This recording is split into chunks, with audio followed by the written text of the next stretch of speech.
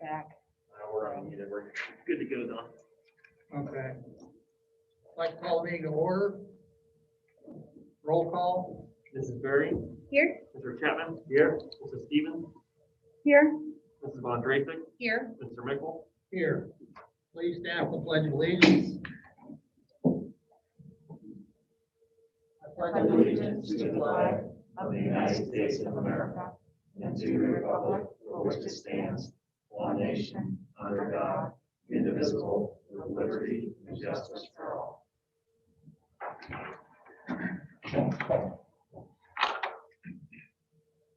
Okay, I need a motion to approve the minutes of the January 13th, 2021 organizational meeting and the January 13th, 2021 regular board meeting. I'll make a motion. I'll second. Roll call. Mrs. Stevens, Yes. Mr. Chapman. Yes. Mrs. Berry, Yes. Mrs. Von Drapik. Yes. I'll abstain. Oh, Mr. Mickle, sorry. Yeah. I'll wait for you to go to that motion. Mario, get with it. The motion to approve the financial reports is presented by the treasurer. I'll make a motion. I'll second. Any discussion? Yeah, just something I wanted to highlight.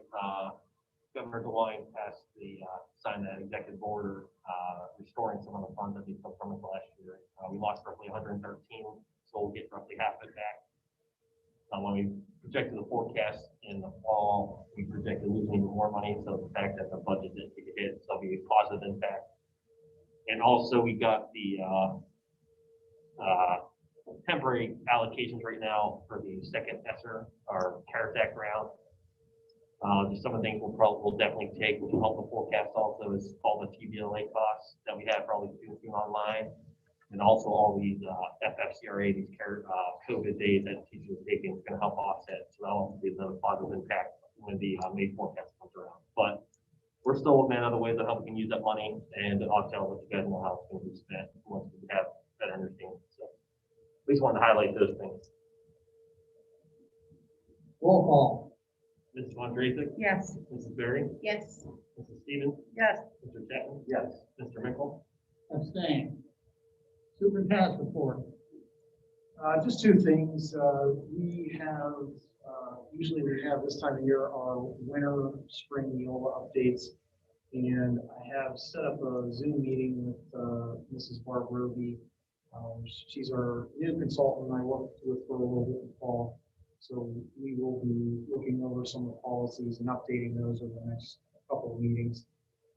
The other thing is just our staff vaccinations are currently set up again for the first one would be February 26th, which is a Friday, through Akron Children's Hospital. They are going to come here and administer them. And currently with that, we don't know which vaccine again. If it's Pfizer, it'll be 3 weeks, which would be on a Friday, I think the 19th of March, or if it's Moderna, it'd be 4 weeks, which would be March 26th. So we're kind of, I was impressed when they came in, or I'm sorry, didn't come in, when we had our Zoom meeting and talked about everything. They seem like they have it organized pretty well. So we're kind of looking forward to getting that point. And right now I'm kind of getting consent forms in because I have to give before I was able to give a rough number, but I have to give an exact number now. So that was a question I had. You see on the news where they're offering, if there's extra, vaccinations available to other people, is there going to be that possibility? there's a possibility, but the thing is, like, those that are committing, like, they have to be there. I think the only concern would be is if somebody's scheduled and they don't show. So I guess there's a possibility we could reach out to a couple if they didn't show, but I'm going to have to firm that up more. Yeah, it's just something to consider, especially how valuable these vaccinations are. Sure. You don't want them to go to waste. Right. But we are covering, like the deputy and all that, we're able to do that? Yeah. Okay. It's, I mean, really anyone that works with students, even some of our substitutes in different capacities. So, again, I'm supposed to give consent forms in tomorrow because they want an exact number by Monday. So, and that's all. Okay, Scott.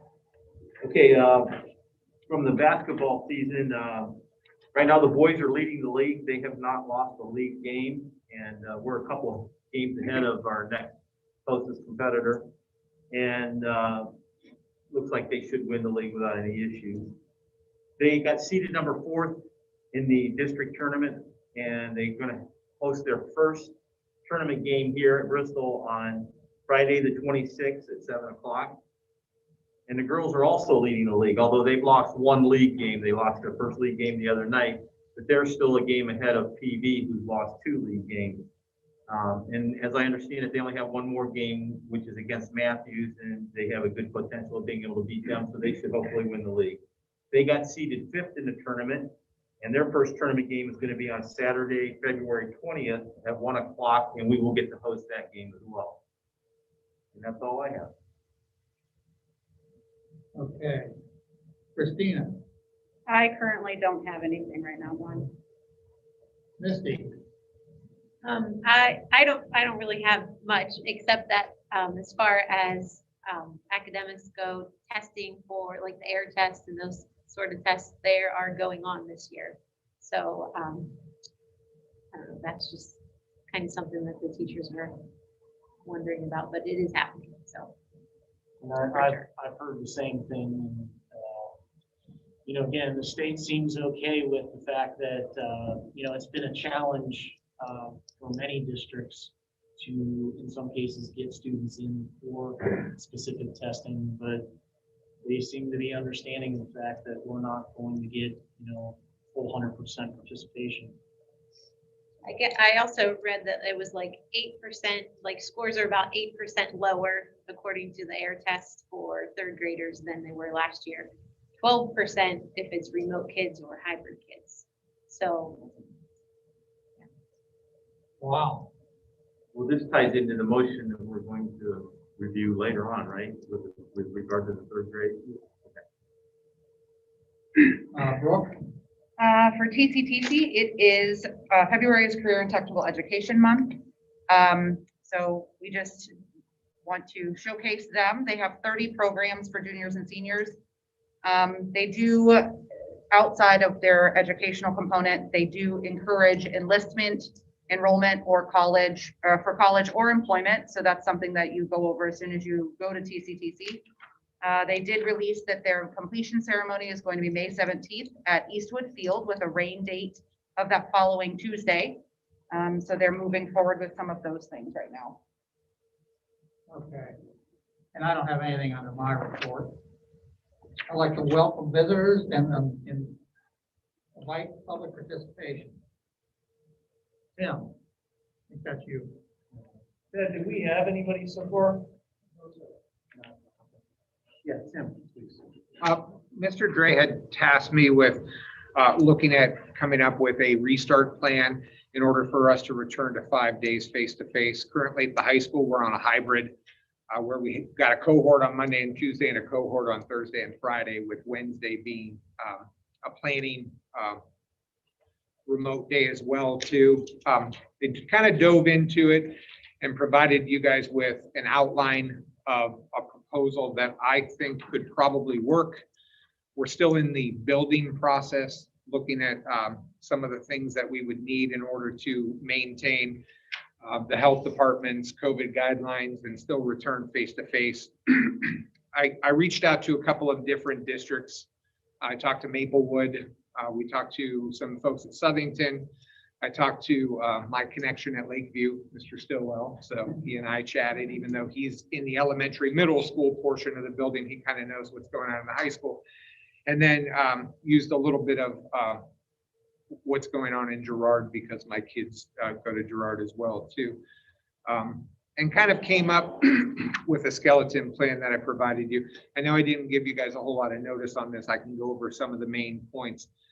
It looks like probably our best bet in order to alleviate any of our big issues, cafeteria being the biggest issue, would be to go to a modified schedule, and it's down at the bottom of that first page in the blocks.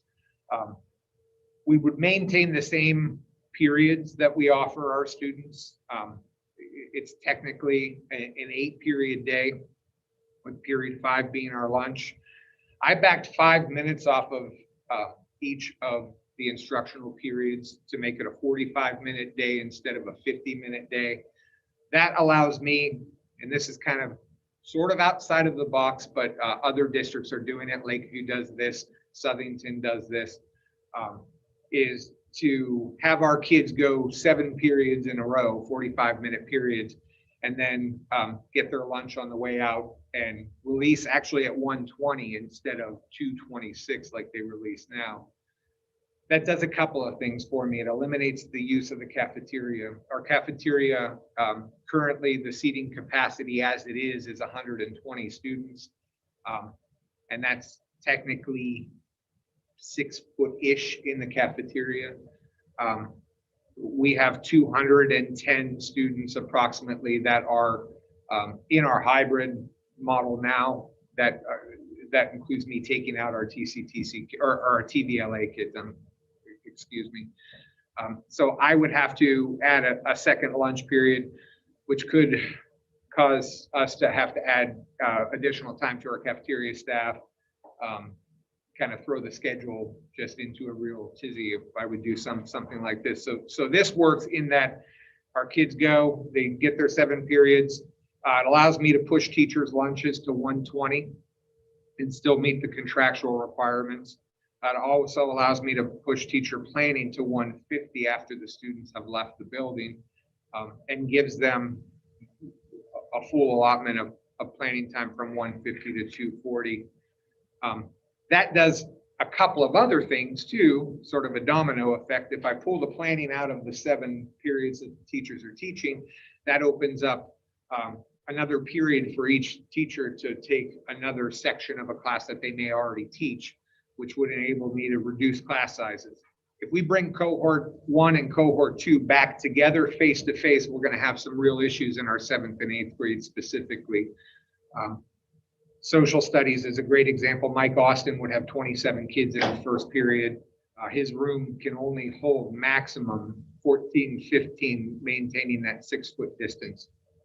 And that's taking all of the furniture and leaving a teacher desk and 15 student desks in there. So that allows me to kind of add some sections in math, some sections in science, and maintain the level of distance that we have to maintain for our kids in order to meet the health department requirements. There are a couple of issues that we would have to deal with. Those aren't health department requirements. Health right? department suggestions, I guess, yes. Okay. But I know in talking to Mr. Dre, if we would go against health department suggestions, I think we may open ourselves up to liability. If we have a kid that gets COVID or, talking to Ryan, that's kind of how Lakeview is approaching it as well too, is they think they still need to maintain that 6-foot distance.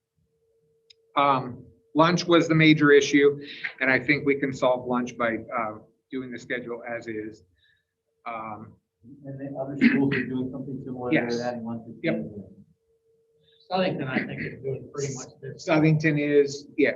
Maplewood is giving their students lunch, but they pulled all of their actual cafeteria tables out, and they put individual student desks in their cafeteria 6 feet apart. So the kids are sitting in rows that are, in individual desks. A sticking point that I don't really have a way around would be hallway and stairway traffic, aside from creating one-way hallways. I already have one-way stairways. I've got an up stairway down by the high school office, and I have a down stairwell down by Mr. Geezy's room. And kids have been very good following that. I could figure out, second floor could only go this way and third floor. So then you'd have kids going up and down steps to follow hallway traffic. They're in the hallway for such a short period of time and at their lockers for such a short period of time. I think that the contact and exposure would be minimal in the hallways. But again, high school is an older building designed with narrow hallways. So that's an issue. Another issue would be student downtime at the end of the day. This was something a couple of teachers brought up, that if we're sending our kids home at 1:20, teachers aren't done till 2:40, what do you do with those spring sports like track and those kids that would have to wait? And I guess my response to that would be, we're in hybrid right now, so those kids have to find a way back 3 days a week anyway.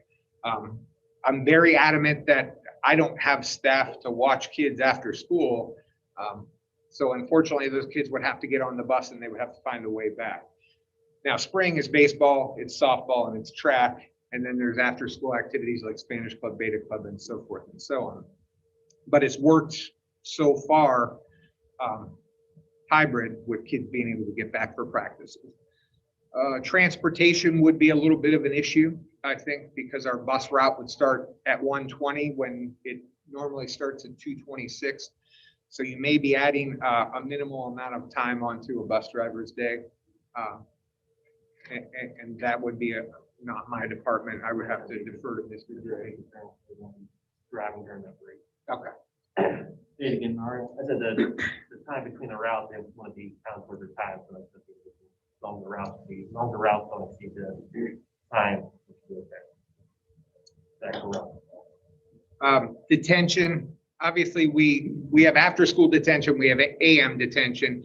I would have to eliminate after-school detention and only have AM. But I will tell you, one of the byproducts of how we are now is that we've had very few discipline issues. Kids are in the hallway less. We're wearing masks, so I think all of that has kind of led to less discipline issues anyway. So I wouldn't see that as an issue. A big one that I think is going to be a problem, a big potential problem, is pulling all of those planning periods to the end of the day. Eliminates the possibility of period subbing if we can't get subs. And currently, right now, in the whole county, it's very hard to get subs to come into schools. We actually, a case in point, we did have to go remote here once because we had 7 teachers out and no subs. So that's potential, but obviously we would kind of cross that bridge when we came to it and hope that we had a sub. I did go through student schedules and looked at some of the big courses that I have, some of the classes that would potentially have a lot of kids. And I'm relatively surprised at how easy it's going to be to move those kids. If I pull those planning periods and create additional sections of some of my big classes, how easy these kids are able to be moved. So it looks like this could be a go. It's going to require me to coordinate with maintenance. Obviously, I would have to bring in another social studies teacher on a temporary basis for a 9-week period. And then I would need a classroom. Currently, our empty classrooms are being used to store the desks that we took out of the other classroom. So Roger would have to coordinate how to get me a classroom back at the high school. But again, I think that's How many of those classrooms are there that equipment stored in? On my side of the building, Mrs. Church's old room, because she moved into Poplic's room, is currently storing desks, and Mrs. Stewart's room, which technically isn't my room, but it's on my side of the building, is also storing desks as well too. How many rooms do you need? I would like Mrs. Church's old room back if I'm going to bring in an additional social studies, just because I want that person to be up near the rest of the department. Since that would be a temporary position, I would really want that person to work hand in hand with Mr. Austin, because he or she would be taking most of their kids would come from Austin's classroom. And in my mind, Austin's the lead teacher, and this person would just be a 9-week sub type. I mean, still, essentially, I'd like to get a social studies person there, but I'd like Mr. Austin to take the lead if that was where we went. Already talked to Debbie Dale, and her and I can coordinate lunches that could possibly work as well too. She doesn't see an issue with it. She just needs a little bit of time. And then to finish the schedule, I've gone through looking at the schedule, but I really haven't gone through and started changing schedules for kids. And Mrs. Miller and I will need some considerable time to kind of get that going. And then transportation is going to need a little bit of time to get that up and going as well too. Plus parents, I think parents are going to need We have 9 weeks, right? I mean, we're coming up, we're right on the end of the first or the second 9 weeks, correct? And I will tell you with that, in my mind, that was my target when Mr. Drake asked me to do it. That's a date I picked for a lot of reasons. The time that we would need to coordinate. It's a natural break because it's the start of a new grading period. It gives the teachers, even though they're teaching the same thing in cohort A and cohort B, cohort A may get ahead sometimes and cohort B may be behind or vice versa.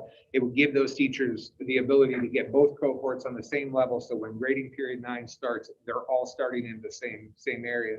Also gives me the ability to move kids from a class to class, because if you're in Mr. Austin's first period and I need to move you to Mr. Austin's 7th period, those courses may be on a little different, section.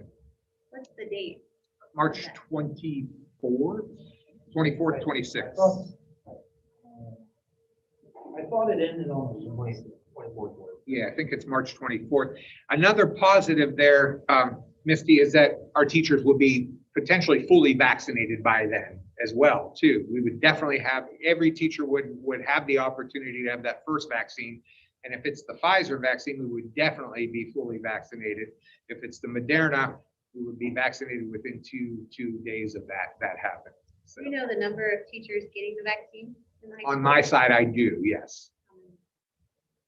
23, I turned in 23 names to Mr. That Drader, was a couple. but that includes myself and a couple of support The people. elementary, you want to see 21 I got, That's 23 out of how many? but that's not all teachers. I've got 2 subs included. Now, I have a couple of teachers that had to pull out because they may have already had exposure and had to wait a 60-day or 90-day period. So I can give you a list of who did and who didn't. Oh, I just No, wondered, I don't I need a don't list, think I so. just. No, I don't I No, knew but I it mean, was- of numbers, I don't have it in my head, not individual persons. That would be okay even if No, one that's- got that's it. a big- I'm big not difference. forcing That's it. Yeah, I was gonna say, don't do that. It's really not part of, No, but I mean the exact governor's number of people that I have. Yeah, It's it- not to, actually, it's not supposed to be taken into consideration at all according to For- Right, the governor's yeah. reopening plan. and the No. CDC said that as well. Yeah, too. absolutely no concern is given to vaccination protocol. And irregardless of my beliefs on that, it's just the way it is. So yeah, that doesn't play a part. Well, they're still gonna have to wear masks. They still have to Correct. stay Yeah. So whether they get the vaccine or not, that's just a personal preference. Right. I don't Mhm. think we, like Brooke said, to base it on when we go full remote is if they're fully vaccinated or not, so. I do have a question about, would it be more cost effective to get dividers for those rooms rather than hire another teacher?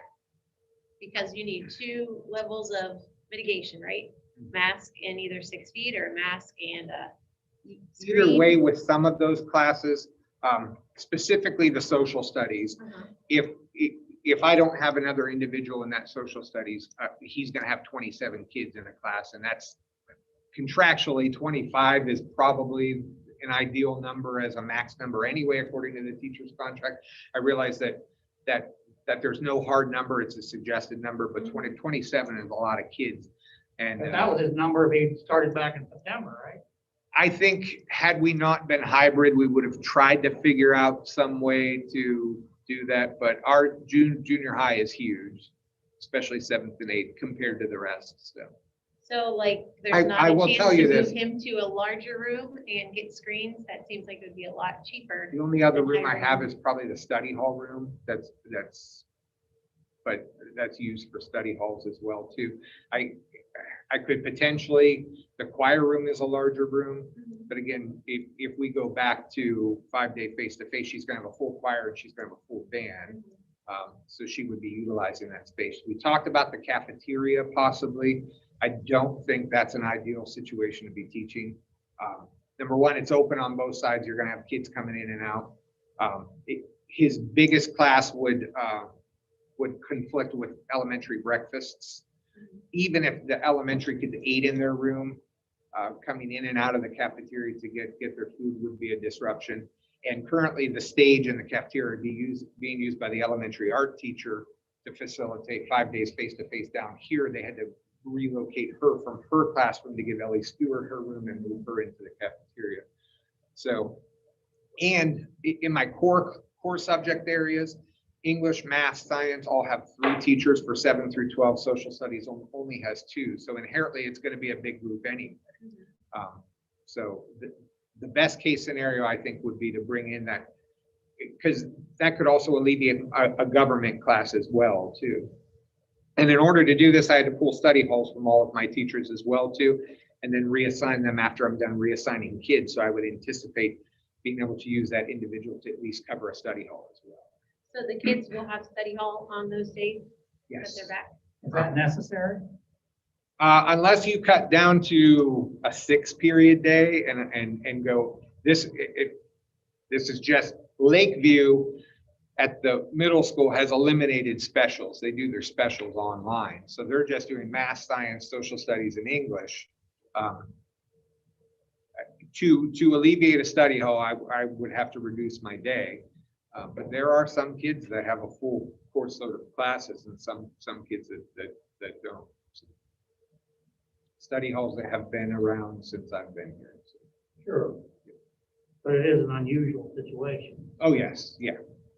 I think that would require more juggling of the schedule than this. This is going to be the least amount of disruption to kids' schedules. I mean, we're going to move a lot of kids around, but no one's going to teach anything different for that last 9 weeks. They're going to teach the same classes, just more sections of them.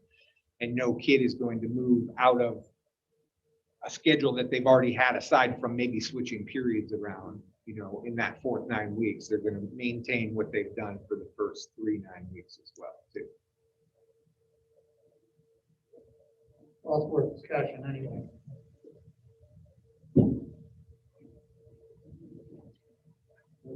Good presentation. Thank you. Thank you. Ted, do we have anybody else? Okay, anything under old business? New business, motion to approve resolution 2021-3, a resolution granting the superintendent authority to prohibit the retention of certain students under the 3rd grade reading guarantee in accordance with House Bill 409. I'll second. Any discussion? And again, if the students take the test, they don't get the score, normally that might be required. There's still ability for the principal and teachers to kind of look at the diagnostics they do. If they think the child is prepared enough, they can move them on. If they feel they are not, then obviously they still have the ability to retain them. So. Roll call. Mr. Chapman? Yes. Mrs. Stevens? Yes. Mrs. Berry? Yes. Mrs. Von Drasek? Yes. Mr. Michael? Yes, motion carried. Motion to approve statewide open enrollment for 2021-2022 school year. I'll make the motion. I'll second. I'll second. Any discussion? Roll call. Mrs. Stevens? Yes. Mrs. Berry? Yes. Mr. Chapman? Yes. Mrs. Von Drasek? Yes. Mr. Michael? Yes, motion carried. Motion to approve the school calendar for the 2021-2022 school year, exhibit 2021-5. I'll make the motion. I'll second. Any discussion? Yeah, this was, I had, put this out there probably a couple of meetings back. Again, first day teachers would come back for a professional day, it'd be August 20th. First student day would be August 25th. And then, the last student day would be on a Wednesday after the Memorial Day. So, like I said, yeah, I had laid this out kind of in the past and, talked with staff about it. Roll call. Mrs. Von Drasek? Yes. Mr. Chapman? Yes. Mrs. Berry? Yes. Mrs. Stevens? Yes. Mr. Michael? Yes, motion carried. Motion to approve the dual credit memorandum of understanding between Eastern Gateway Community College and Bristol Open Schools for the 2021-2022 school year. I'll make the motion. I'll second. Any discussion? Looking over the agreement, the only change is Eastern Gateway is generally pretty reasonable. Their semester hour cost, it went up like $5 per semester hour. It actually, I think, went up $5 per on the last agreement before that, so. But basically, it's the same thing from year to year, just slight cost increases. Roll call. Mrs. Stevens, Yes. Mrs. Berry, Yes. Mr. Chapman. Yes. Mrs. Bontracic, Yes. Mr. Mickel, Yes, motion carried. Motion to approve the revised purpose statement and budget for Beta Club for the 2020 and 2021 school year. I'll make the motion. I'll second. Any discussion? What is going on with Beta as far as, they're gonna do his own one here, that's what he's revising.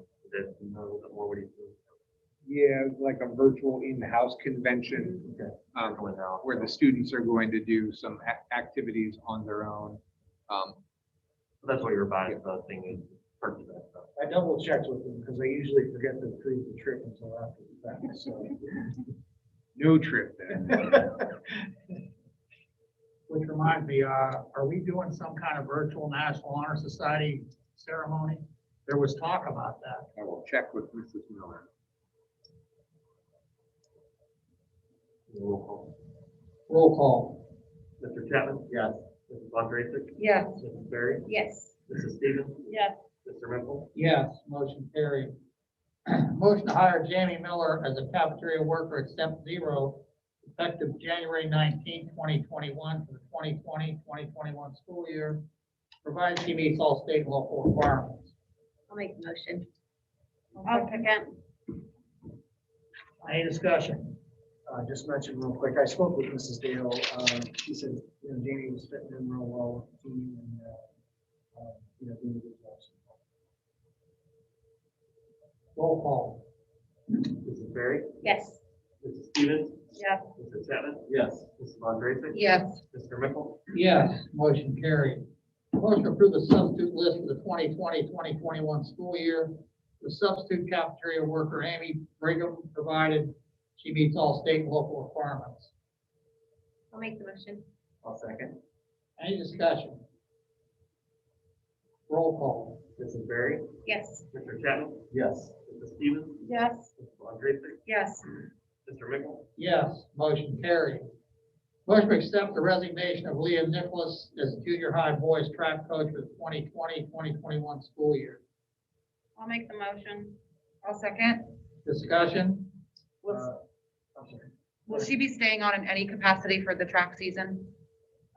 No. No, okay. So I did post it. I have not gotten internal, anybody apply internally yet. I have heard of one name, so. Okay. We'll see.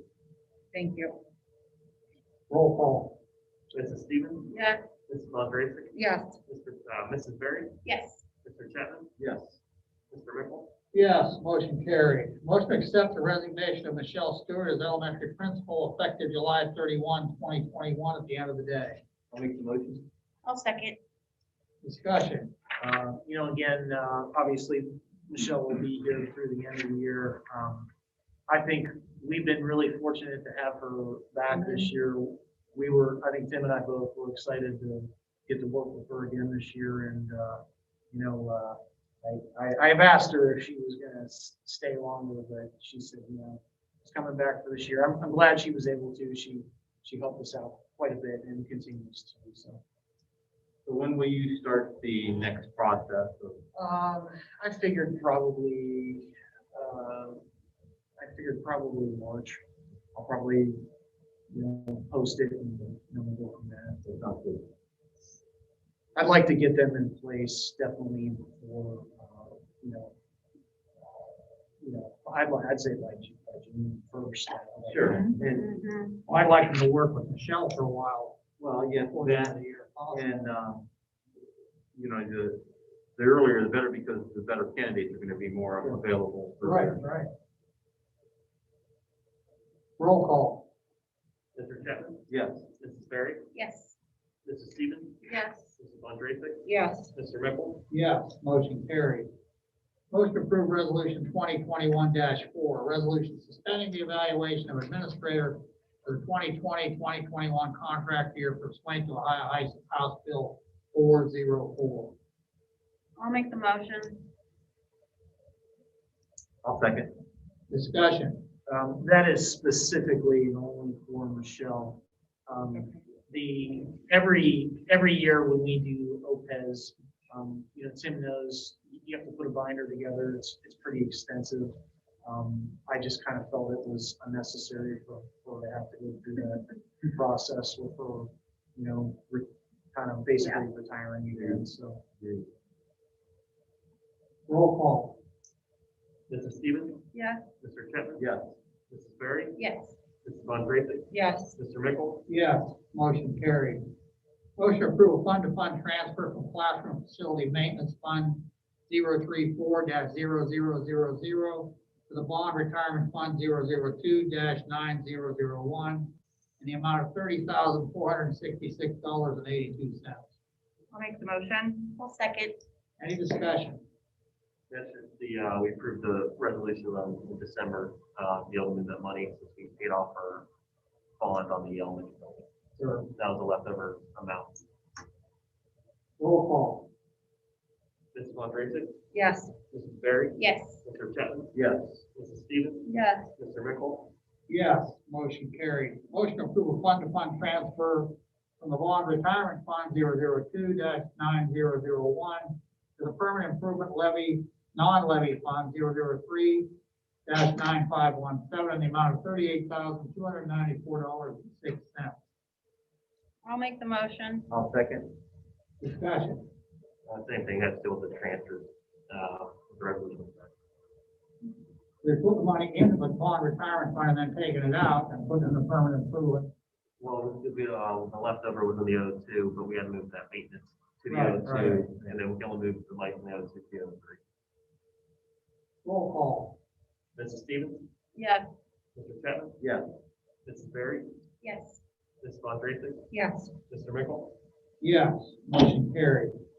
Motion to approve the transfer of $150 from the 018-9603 Elementary Support Washington Fund to 022-9000 Unclaimed Money Fund for Ohio Revised Code 9.39. If the funds are not claimed within a period of 5 years, the money shall revert to the general fund of the public office. I'll make the motion. I'll second. Discussion? Just check that in cash since last summer. We sent letters out. We sent letters out to these two people and just got no response. Okay. Roll call. Mr. Chapman? Yes. Mrs. Von Raython? Yes. Mrs. Berry? Yes. Mrs. Stevens? Yes. Mr. Mickle? Yes, motion carried. Motion to approve the transfer of $5 from 001-0000 general fund to 022-9000 unclaimed money fund for Ohio Revised Code 9.39. If the funds are not claimed within a period of 5 years, the money shall revert to the general fund of the public office. I'll make the motion. I'll second. Discussion, Same thing has to do with one of our refunds of the fees. $5. Yep. $5 is $5. Yeah. Roll call. Mrs. Stevens? Yes. Mrs. Berry? Yes. Mr. Chapman? Yes. Mrs. Von Raython? Yes. Mr. Mickle? Yes, motion carried. Motion to approve the purchase of a 72-passenger bus from Rush Bus Center, Akron, at an approximate cost of $89,793, including options and minus any trade-in costs. I'll make the motion. I'll second. Discussion? This is the second year I've worked through Ohio School Boards Association, and I have to say, I really like the process. The gentleman that I worked with was super knowledgeable, always available to answer any questions. I will say, it took a while for us to get the bus we purchased last year, a lot of that due to COVID. I did talk to Mrs. Sonner the other day. She said she really likes her bus. This new one, this one would be an international. I always am hoping if we can to keep our fleets international. We did have a Thomas we purchased last year. But, anyways, again, it's been nice working with Mr. Paul through this meeting. How old is the bus that we're gonna trade in and what kind of miles does it have on it? I'd have to call about the mileage, but I think it's 2019 or 2010. 2009. Wait, what? What did I say, 19? Why we get Sorry. 2019, we didn't buy a bus. That's where it was the last year. Are we keeping that one? You must. Yeah, we're getting rid of a 2-year-old bus. Is 10 or 11 years old, maybe even 12 years old. Okay. Yeah, I can get you that information. I just have to. No, did we put any less miles on it during the COVID period? You know, I think we do. I think the issue is, like, one issue is, I mean, I know we don't keep our buses as long as some districts do, but our buses get pretty beat up. Yeah, they do. On the roads we travel with them. And you had said I kind was of, gonna say, there's gonna be a year where we don't get one. So like 2019 was the last year, so 2 years ago. So we probably wanted to space that year out, probably like halfway through maybe. that makes sense. Yep. So maybe like, if I could buy 2 more and then maybe take a year off, if you want from 10 to 9. And then kind of So keep that. once we get rid of that, what is it, 2 buses or 1 bus we're trading in? Last year we got rid of 2. 'Cause we had Okay, 10. So what's our oldest bus then, once we're? I'm I can sure. get you that for me. I have to send it to you guys. You I can just, yeah. don't have it on me. I'll send it to you. No rush. I was just curious then what's our oldest bus here? So Just because I have all the years mixed up, because we just got rid of the 2, and if I don't want to give you the wrong year. I thought it was 2019 we just got rid of. So- Well, the old had, what the 2019? No, that would be good to know. I mean, if we, what will be the oldest bus we have after we trade in the Yeah. oldest bus we have? The mileage we have to Yeah, call, there you go. Right? Yeah, that's what I wanted mileage we to have know. to call into Jay to get those. I'm not worried about the miles. I mean, Yeah. miles are irrelevant because they're not gonna be that high. The maintenance cost is the biggest. Yeah. It helps keep the maintenance costs lower. It does, having yeah. everything. And I was just thinking that perhaps because of the COVID year that we were putting even fewer miles on, but, we did talk about trying to space that out, so we go a couple more years and then maybe consider not purchasing a bus. Roll call. Mrs. Andresen, Yes. Mrs. Berry, Yes. Mr. Chapman, Yes. Mrs. Stevens, Yes. Mr. Mickle. Yes, motion carried. Motion to accept the following donation. French's Cleaning Service and Yard Maintenance to the Beta Club for $250, 2,000 disposable masks and 250 isolation gowns from the Trumbull County Emergency Operations Command. I'll make the motion. I'll second. Any discussion? yeah, the Trumbull County Educational Service Center reached out to superintendents and asked if anybody wanted anything. So I said, yeah, we would take some masks. I didn't expect 2,000 of them. They're disposable. Again, it's nice to have some of that stuff. Again, everybody's been really good for the most part this year about wearing masks, bringing their own mask. I think when we kind of came back on January 11th, I think we had to kind of get some students kind of back into the swing of things, and we had to give some masks out initially. But I think the nurse was very happy about the isolation gowns we got. So anyways, it's nice that all that stuff is done. Roll call. Mr. Chapman, Yes. Mrs. Stevens, Yes. Mrs. Berry, Yes. Mrs. Andresen, Yes. Mr. Mickle. Yes, motion carried. I need a motion to adjourn to executive session to discuss evaluation, compensation, and employment personnel. I'll make the motion. I'll second. Roll call. Mrs. Berry, Yes. Mrs. Andresen, Yes. Mr. Chapman, Yes. Mrs. Stevens, Yes. Mr. Mickle. Yes, motion carried. Okay, Ted.